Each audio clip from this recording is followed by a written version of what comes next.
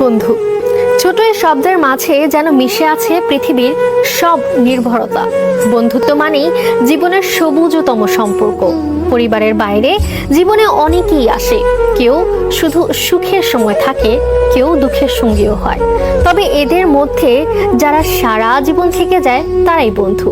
তাদের আসলে কোনো সংজ্ঞা বা বিশেষণ দিয়ে বাঁধা যায় না। সেই বিশেষ সম্পর্কগুলোকে সম্মান জানাতেই আজ পালিত হচ্ছে বিশ্ব বন্ধুত্ব দিবস।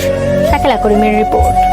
দীর্ঘ 15 বছরে 5টা বা 10টা নয়, প্রেম করেছেন 103 জনের সঙ্গে, কিন্তু জীবন সঙ্গী করতে পারেনি কাউকেই।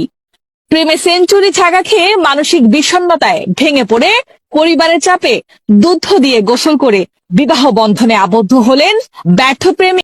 যুবক বয়সে একটি মেয়েকে ভালোবেসে না পেয়ে মানসিকভাবে ভেঙে পড়েন তিনি।